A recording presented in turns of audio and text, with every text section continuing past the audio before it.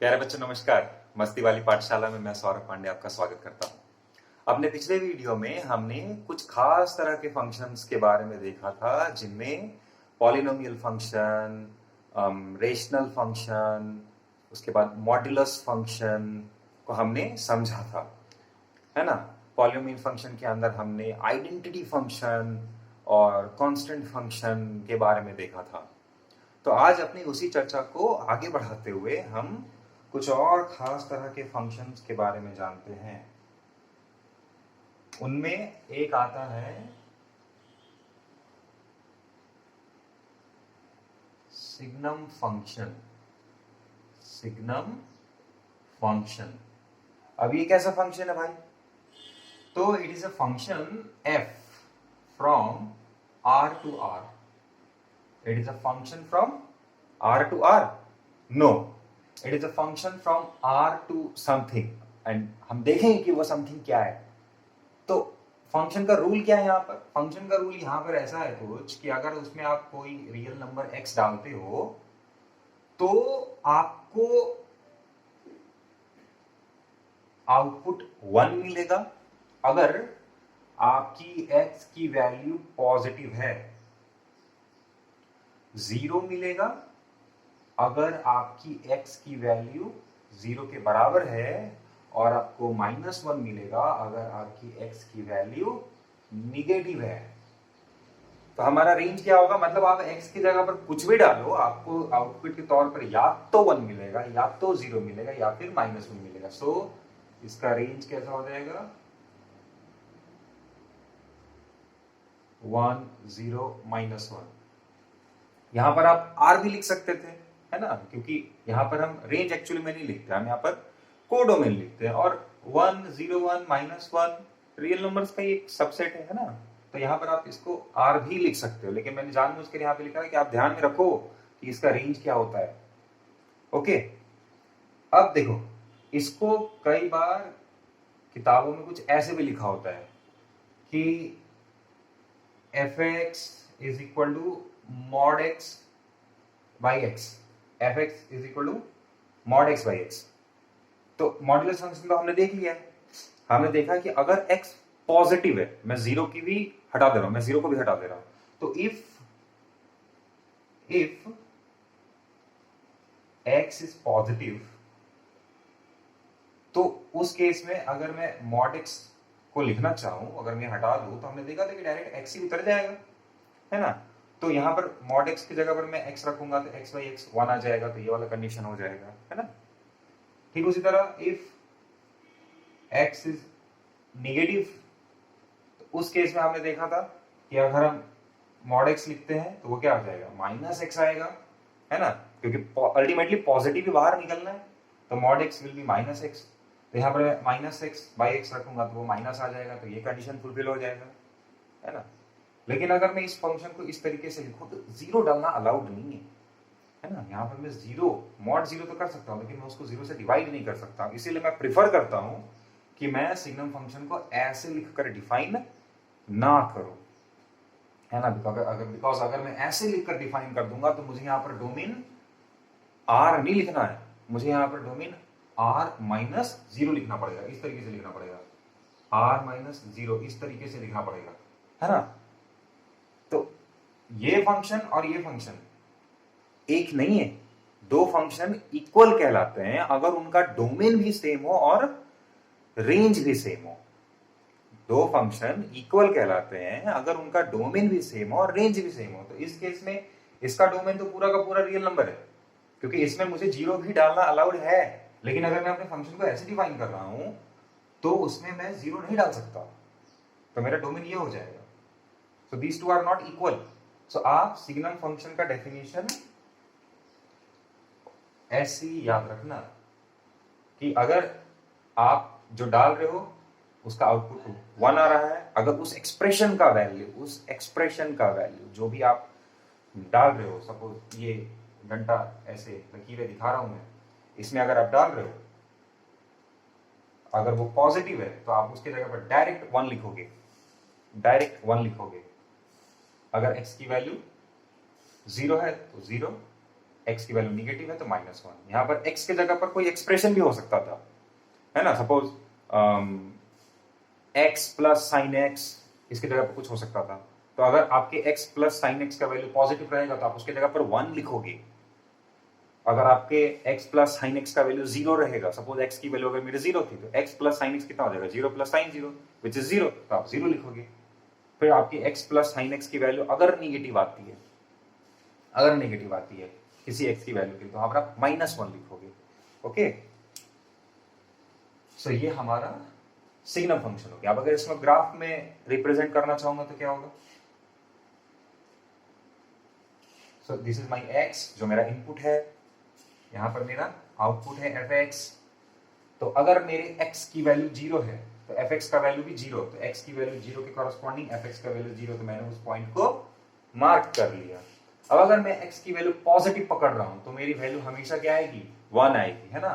तो यहां पर सपोज कोई पॉइंट होगा 0,1, तो मैं 0 तो यहां पर मार्क नहीं कर सकता हूं। तो आपने सेट में इंटरवल्स के बारे में पढ़ा था कि मुझे 0 ये वाला पॉइंट को नहीं लेना है, ये 0,1 पॉइंट को नहीं लेना है मुझे, क्योंकि ये वाला तो इसके लिए इंक्लूड हो गया ना, लेकिन इसके इधर के लिए सबकी वैल्यू 1 है।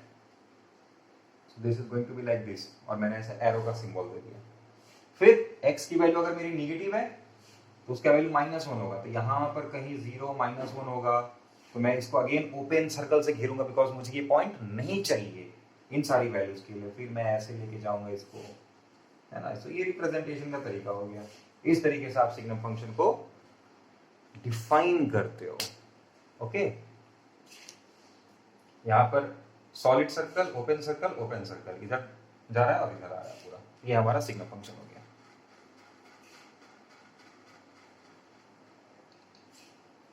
अब हमारे पास एक नया फंक्शन आता है जिसे हम कह रहे हैं ग्रेटेस्ट इंटीग्रल फंक्शन या फिर ग्रेटेस्ट इंटीजर फंक्शन। ग्रेटेस्ट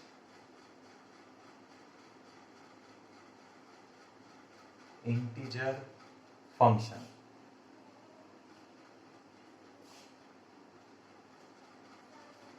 अब इसे समझना, गौर से समझना।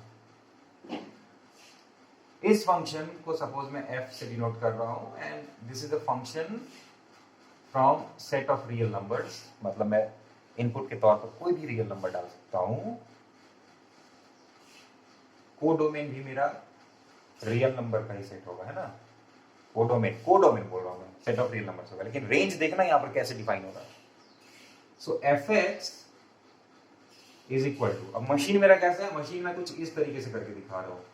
ये स्क्वायर ब्रैकेट के अंदर में x डाल रहा हूं, स्क्वायर ब्रैकेट के अंदर में x डाल रहा हूं। इसका मतलब क्या हुआ, इसका मतलब ये हुआ fx is equal to greatest integer x। So this symbol represents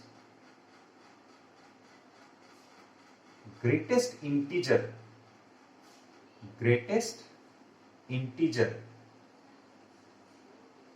less than or equal to x। greatest integer less than or equal to x।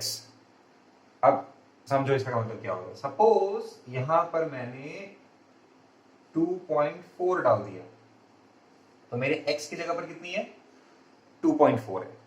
तो आप इसे कैसे पढ़ोगे, ग्रेटेस्ट इंटीजर लेस देन और इक्वल टू 2.4, है ना। सो अगर मैं आपको बोलूं कि 2.4 से बड़े, सॉरी 2.4 से छोटे जितने भी इंटीजर्स हैं, 2.4 से छोटे जितने भी इंटीजर्स हैं उनको नोट डाउन करो। तो 2.4 से छोटा कौन कौन सा इंटीजर है, 2, 1, 0, -1, -2 एंड सो ऑन, है ना। ये सारे के सारे इंटीजर्स हैं और 2.4 से छोटे हैं। इन इंटीजर्स में सबसे बड़ा इंटीजर कौन सा है, आप बोलोगे 2। 2.4 से छोटे जितने भी इंटीजर्स हैं उनमें सबसे बड़ा इंटीजर कौन सा है, तो 2 है। तो इसका आंसर कितना हो जाएगा, 2, है ना। सो ग्रेटेस्ट इंटीजर का यही मतलब हुआ कि ये जो x है इस x से छोटे या फिर x के बराबर जो भी इंटीजर्स हैं उनमें सबसे बड़ा वाला इंटीजर कौन सा है। ओके, आप ऐसे ध्यान में रखो। अब सपोज यहां पर मैं अगर आपको दे देता -0.5 तो आप -0.5 से छोटे जितने भी इंटीजर्स हैं उनके बारे में सोचो। तो -0.5 से छोटा इंटीजर कौन कौन सा होगा? -1 है ना। -1 -0.5 से छोटा है। -1 -2 -3 -4 एंड सो ऑन। अब इन सारे के सारे इंटीजर्स में सबसे बड़ा कौन सा है? Greatest one. सबसे बड़ा तो -1 है ना। तो ग्रेटेस्ट इंटीजर -0.5 का आंसर क्या हो जाएगा? -1 हो जाएगा। ओके, ठीक उसी तरह अगर मैं आपको 3 दे दूं तो 3 के बराबर या 3 से छोटे जितने भी इंटीजर्स हैं उनको आप नोट डाउन करो। तो 3 तो खुद ही एक इंटीजर है, तो 3 को भी नोट डाउन करूंगा, 2 को भी नोट डाउन करूंगा, 1 0 एंड सो ऑन। अब इन सारे के सारे इंटीजर्स में सबसे बड़ा कौन सा है? तो 3 है। तो इसका आंसर कितना हो जाएगा? इसका आंसर 3 हो जाएगा। मतलब अगर अंदर आप इंटीजर डाल रहे हो तो वही इंटीजर आपका आउटपुट हो जाएगा। लेकिन अगर आपका अंदर वाला जो इनपुट है, जो आप इनपुट डाल रहे हो वो इंटीजर नहीं है, तो उससे छोटा उस नंबर से छोटा जो सबसे बड़ा इंटीजर है वो आपका आउटपुट हो जाएगा। ओके, तो अगर मैं यहां पर अगर रेंज लिखने चाहता हूं तो आइए देखते हैं कैसे लिखेंगे। आप इसको पूरा रट्टा मारने का कोशिश मत करो, है ना। आप इसको पूरा रट्टा मारने का कोशिश मत करो। तो सपोज मेरी जो x की वैल्यू है वो 0 से बड़ी है, 1 से छोटी है। ओके, x की वैल्यू 0 से बड़ी है, 1 से छोटी है। तो अगर मैं बोलूं इस केस में ग्रेटेस्ट इंटीजर x क्या होगा? तो 0 से बड़ी, 1 से छोटी, सपोज 0.5। तो 0.5 से छोटा कौन कौन सा इंटीजर है? 0 -1 ऐसे। उसमें सबसे बड़ा कौन सा है? 0 है ना। तो इस केस में अगर मेरा x 0 से बड़ा, बराबर या बड़ा हो और 1 से छोटा हो तो उस केस में आंसर कितना हो जाएगा? 0। ठीक उसी तरह अगर मेरे x की वैल्यू 1 के बराबर या उससे बड़ी है लेकिन 2 से छोटी है तो क्या होगा? ग्रेटेस्ट इंटीजर x का वैल्यू 1.5 ले लो। तो 1.5 से छोटे कितने कितने इंटीजर्स है? 1 0 -1 और उनमें सबसे बड़ा कौन सा है? 1 है। तो इसका आंसर कितना हो जाएगा? 1। फिर अगर मैं x की वैल्यू 2 के बराबर या उससे बड़ा ले रहा हूँ, 3 से छोटा ले रहा हूँ, तो उस केस में सपोज 2.5 ले लेता हूँ मैं। 2.5 से छोटा कौन सा हो जाएगा? 2 1 0 और उसमें सबसे बड़ा कौन सा है? 2 है। यहाँ पर ग्रेटेस्ट इंटीजर x कितना हो जाएगा? 2 के बराबर हो जाएगा, है ना। ठीक उसी तरह निगेटिव में चले जाओ, -1 से 0 तक। -0.5 हमने लिया था, तो -0.5 का ग्रेटेस्ट इंटीजर कितना आया था? -1 आया था, है ना। So this is -1। तो आप देख सकते हो कि अगर मैं इंटीजर्स का इंटरवल लिख रहा हूं तो जो छोटा वाला है वही मेरा आंसर हो जा रहा है ना। तो अगर मैं इसको ग्राफ में रिप्रेजेंट करूंगा तो कैसा होगा? अगर मैं इसका ग्राफ बनाने जाऊंगा तो थोड़ा सा ध्यान लगाकर आप लोग देखो, बहुत आसान हो जाता है ये।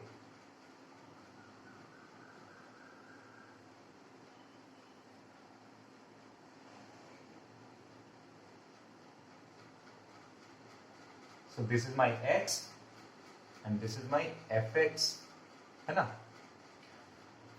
ओके, सो जब x की वैल्यू 0 के बराबर या उससे बड़ी हो लेकिन 1 से छोटी हो उस समय मेरे ग्रेटेस्ट इंटीजर x का वैल्यू 0 आता है। ओके, यहां पर मैं मार्क कर लेता हूं 1 2 3 4 -1 -2 -3 -4 1 2 3 -1 -2 -3। ओके, सो अब क्या करना है? जब x की वैल्यू 0 से बड़ी या बराबर हो और 1 से छोटी हो तो मेरा आंसर कितना होगा? आउटपुट 0। मतलब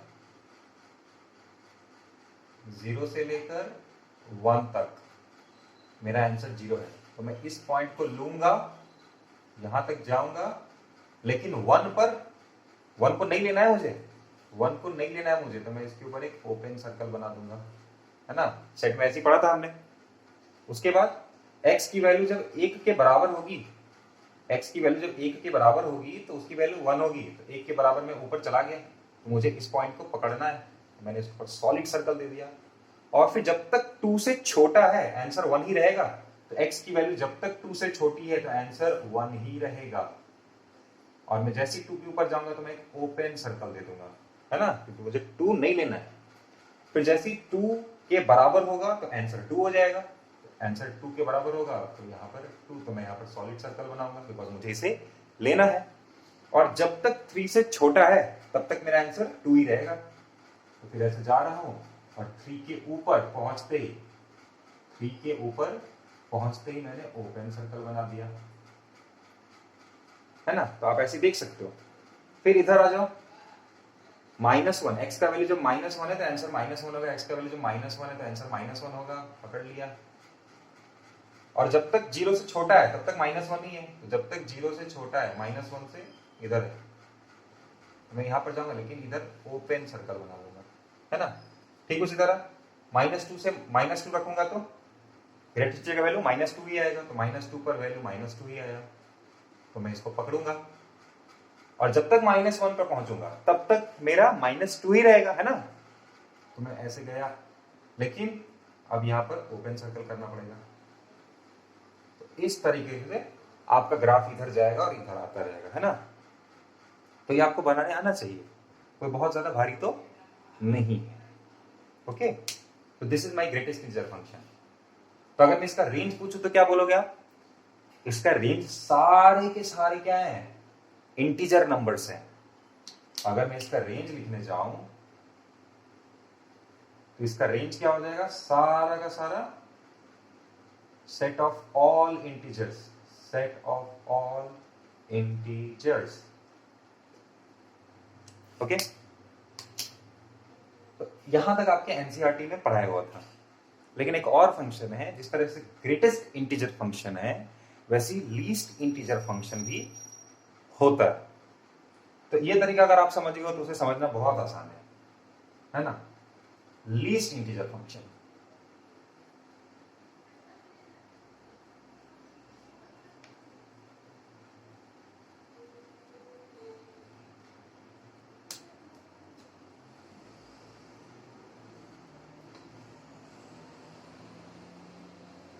लीस्ट इंटीजर फंक्शन। अब आप शायद समझ चुके होंगे कि भैया जो पुराना वाला डेफिनेशन था वही इस्तेमाल करना है। So it is a relation F from set of real numbers, it is a function from set of real numbers to set of real numbers code में। लेकिन चूंकि इंटीजर दिया हुआ है, इसका मतलब भैया आउटपुट तो मेरा क्या होगा? इंटीजर ही होगा, है ना। तो आपको पता चल गया है कि इस फंक्शन का रेंज क्या होगा, सारे के सारे इंटीजर नंबर्स होंगे। बट देखिए इसे कैसे डिफाइन किया जाता है। So f x is going to be, अब देखिए इसके लिए बहुत सारे सिंबल इस्तेमाल हो सकते हैं, ठीक है। मैंने अलग अलग किताबों में अलग अलग सिंबल देखा है, लेकिन सपोज मैं उसको इस तरीके से दिखा रहा हूँ, मैं कर्ली ब्रैकेट के अंदर दिखा दे रहा हूँ, लेकिन मैं डिफाइन भी कर रहा हूँ, है ना। आप अगर कहीं पे एग्जाम वगैरह में देखोगे तो वहां पर डिफाइन कर देगा कि इस सिंबल का मतलब क्या है, लीस्ट इंटीजर फंक्शन है, इस तरीके से, है। तो मैं लीस्ट इंटीजर फंक्शन को दिखाने के लिए कर्ली ब्रैकेट का इस्तेमाल कर रहा हूँ। So f x is equal to least integer function. इसका मतलब क्या हो गया? वहां पर क्या था? ग्रेटेस्ट इंटीजर लेस देन और इक्वल टू एक्स। यहां पर क्या हो जाएगा? लीस्ट इंटीजर ग्रेटर देन और इक्वल टू एक्स। नहीं समझ में आया, नहीं समझ में आया ठीक से, एग्जाम्पल देके बताइए। ओके भैया क्या है? लीस्ट है ना, तो सपोज 5.6 पकड़ लिया मैंने और मैं बोल रहा हूं कि ये लीस्ट इंटीजर फंक्शन है। तो 5.6 क्या होगा? तो 5.6 से बड़े जितने भी इंटीजर्स हैं, 5.6 से बड़े जितने भी इंटीजर्स हैं, क्योंकि 5.6 अगर इंटीजर है नहीं, तो इससे जितने भी बड़े इंटीजर्स हैं उन सबको नोट डाउन करो। तो 5.6 से बड़ा 6, 7, 8, 9 इस तरीके से। अब इनमें सबसे छोटा है, इनमें जो सबसे छोटा इंटीजर है तो कौन सा है? 6, वही इसका आंसर होगा, है ना। पिछली बार देख रहे थे, पिछली बार नंबर से छोटे जितने भी इंटीजर्स थे, और अगर नंबर खुद ही इंटीजर था तो उसको खुद ही इंक्लूड कर देते थे, है ना, इसीलिए इक्वल टू बोला गया था। तो सारे के सारे छोटे इंटीजर्स को नोट डाउन करते थे और उनमें जो सबसे बड़ा होता था उसको आंसर ले लेते थे। और यहां पर मेरा क्या है, जो नंबर डाला गया है उससे बड़े, उसके बराबर या उससे बड़े जो भी इंटीजर्स है उन सबको नोट डाउन करो, और उनमें जो सबसे छोटा है, सबसे छोटा इंटीजर, इसीलिए लीस्ट बोला गया है, वो हमारा आंसर हो जाएगा। ओके, ठीक उस तरह से बताओ -0.5 का आंसर क्या होगा? तो भैया -0.5 से जितने भी बड़े इंटीजर्स हैं उन सबको आप नोट डाउन करो। तो -0.5 से बड़ा कौन सा है भाई? 0, 1, 2, 3, 4। और इनमें सबसे छोटा कौन सा है? इनमें सबसे छोटा भैया 0 है, तो इसका आंसर कितना हो जाएगा? 0। और ये सारे के सारे हट जाएंगे, तो इसका आंसर ये हो गया। ओके, इसका ग्राफ बना सकते हैं हम लोग। हाँ, इसका ग्राफ हम बना सकते हैं, आसान है।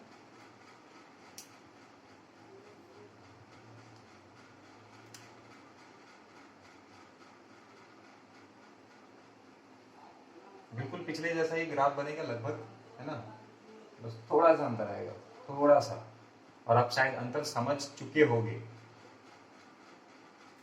सो मैं पॉइंट मार्क कर लेता हूं, 0, इधर 1, 2, 3, -1, -2, -3, -4, 1, 2, 3, -1, -2, -3, मैंने कुछ ही पॉइंट्स लिए हैं। अब अगर मैं बोलूं बच्चे व्हाट इज ग्रेटेस्ट इंटीजर? 0, तो आप बोलोगे भैया 0 ही होगा आंसर, तो मैंने इस पॉइंट को मार्क कर दिया। लेना है मुझे ये पॉइंट।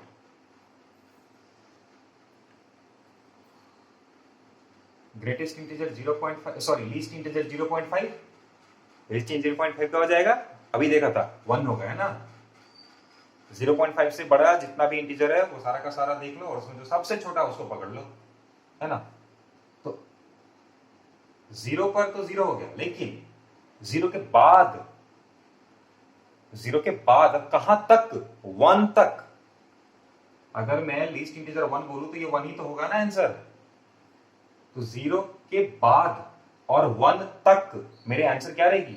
1 ही रहेगी। तो 1 पे भी 1, तो मैं इसको लूंगा, लेकिन 0 के जस्ट बाद क्या हो जाएगा? नहीं लेना है, तो मैं ऊपर गोला दूंगा, ओपन सर्कल दूंगा मैं यहां पर, ये कुछ ऐसा हो गया, यहां नहीं लिया, यहां लिया। उसके बाद 1 के जस्ट बाद जैसे ही जाऊंगा 1.1 पे जाऊंगा, तो आंसर मेरा कितना हो जाएगा? 2 हो जाएगा, है ना। तो 1 के बाद जस्ट जैसे ही गया मैं,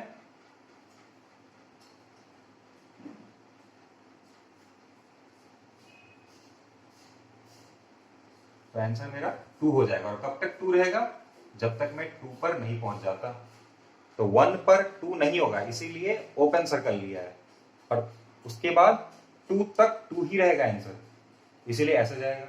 अब तो आप समझ सकते हो भैया, मतलब ऊपर ओपन सर्कल ले लो, फिर अगले इंटीजर तक सॉलिड ले लो, फिर इधर वही बात, भैया इधर ओपन रहा होगा, इधर सॉलिड रहा होगा, फिर इधर ओपन रहा होगा, इधर सॉलिड रहा होगा, इधर ओपन रहा होगा, इधर सॉलिड रहा होगा, है ना।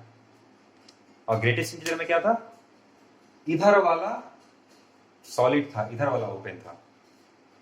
ओके, होप आपको ग्रेटेस्ट इंटीजर फंक्शन और लीस्ट इंटीजर फंक्शन समझ में आ चुका है। अब कुछ छोटे छोटे से रिलेशन है इन दोनों के बीच में, देख लेते हैं।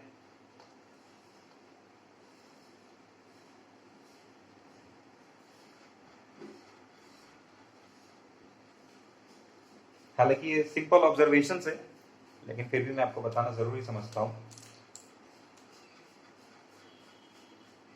देखो, सपोज एक नंबर पकड़ लेता हूं मैं 4.6, अगर मैं बोलूं इस 4.6 का ग्रेटेस्ट इंटीजर क्या होगा, आप बोलोगे कितना?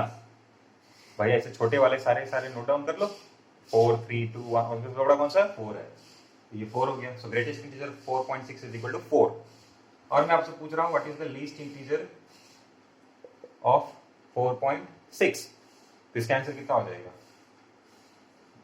5, है ना? आप देख रहे थे अगर यहां पर मेरा कहीं x होता था और ये सपोज ये इंटीजर नहीं था, ये इंटीजर नहीं था, जैसे कि हमने एग्जांपल लिया, तो इसका ग्रेटेस्ट इंटीजर यहां कहीं आता था और इसका लीस्ट इंटीजर यहां कहीं आता था।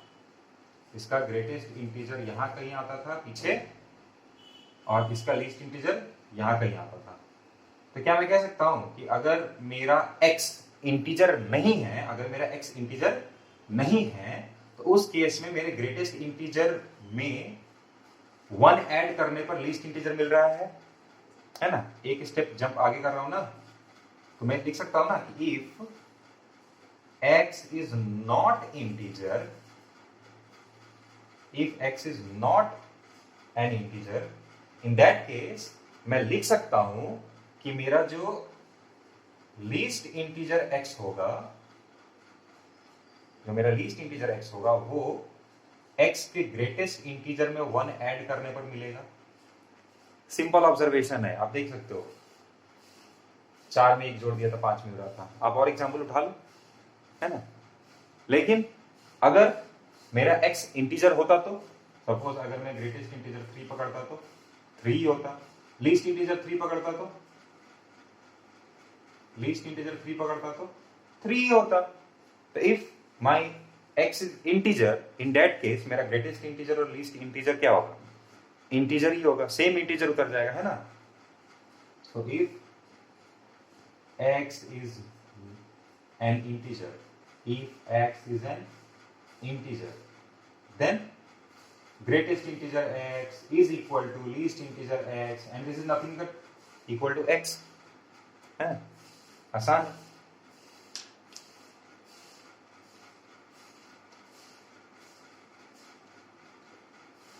सो इनको आप रटो मत, इन सारे फंक्शंस को आपको तोता की तरह रट्टे मारने की जरूरत नहीं है, इसका ग्राफ ऐसा है वैसा है, समझो, है ना? रीजनिंग करना सीखो।